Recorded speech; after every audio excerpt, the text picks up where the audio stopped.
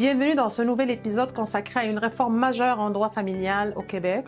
Aujourd'hui, nous allons parler de la loi numéro 56, adoptée en 2024, qui réforme le droit de la famille et introduit un nouveau régime juridique, l'union parentale. Je suis Maître Benrouayen Nawal, avocate spécialisée en droit familial et membre du barreau du Québec depuis l'année 2006, avec plus de 19 ans d'expérience. J'ai accompagné de nombreuses familles dans la gestion de leurs droits et obligations juridiques. Cette réforme change profondément le statut de conjoint de fait ayant un enfant commun. Elle leur confère des droits et des obligations similaires sur certains points à ceux des couples mariés ou unis civilement. Dans cet épisode, je vais vous expliquer ce que prévoit la loi numéro 56, son impact sur les familles québécoises et ce que vous devez savoir si vous êtes concerné par cette nouvelle législation. Qu'est-ce que l'union parentale? La loi numéro 56 introduit un nouveau concept juridique au Québec, l'union parentale.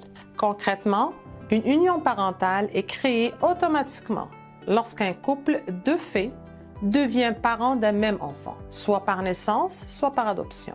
Important, contrairement au mariage ou à l'union civile, les conjoints de fait n'ont pas besoin de signer un contrat ou de faire une déclaration officielle à cet effet. L'union parentale s'impose d'elle-même dès qu'un enfant est en jeu, mais avec quelques exceptions. Une union parentale ne peut pas se former si l'un des conjoints est déjà marié ou en union civile ou parentale avec une autre personne. Elle prend fin en cas de séparation, de décès ou si l'un des conjoints se marie ou forme une autre union. Cette nouveauté vise à protéger les familles, en particulier les conjoints qui auraient pu être désavantagés par l'absence de cadre légal ou dans une union de fait. Alors maintenant, quels sont les impacts juridiques de l'union parentale? L'instauration de l'union parentale entraîne plusieurs obligations légales pour les conjoints. Et notamment, il y a la constitution d'un patrimoine, on appelle ça un patrimoine d'union parentale qui est créé. Certains biens deviennent communs, même s'ils appartiennent à un seul des conjoints. Cela inclut la résidence familiale, les meubles du ménage, en général, ça va être les meubles qui ornent la résidence familiale, et les véhicules qui sont utilisés par la famille et pour la famille. Alors, partage des biens en cas de séparation. Maintenant, en cas de rupture, la valeur du patrimoine d'union parentale est divisée à part égale entre les conjoints. Il est possible d'exclure certains biens du patrimoine par un acte notarié, droit de résider dans le logement familial.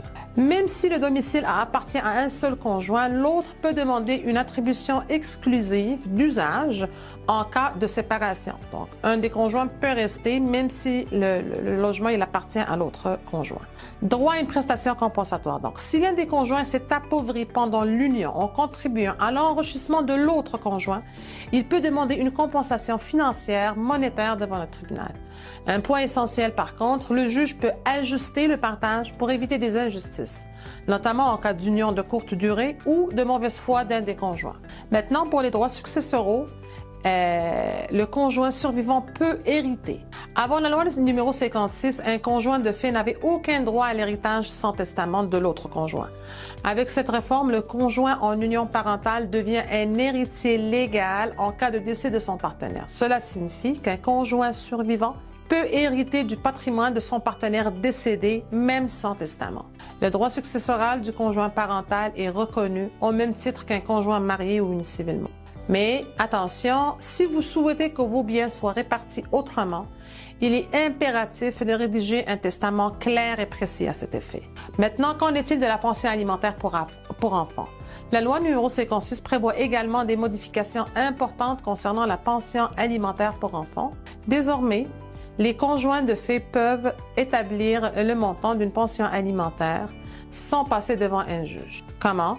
Grâce au service administratif de rajustement des pensions alimentaires, ce qu'on appelle communément le SARPA, géré par la Commission des services juridiques, et c'est un service qui est gratuit. Pourquoi c'est une bonne nouvelle? Cela simplifie les démarches pour les parents qui se séparent. Cela évite des frais judiciaires inutiles et réduit les conflits. Cela évite également un processus judiciaire. Maintenant, quelles sont les mesures contre les abus et la violence judiciaire? La réforme met en place des protections renforcées contre les abus judiciaires.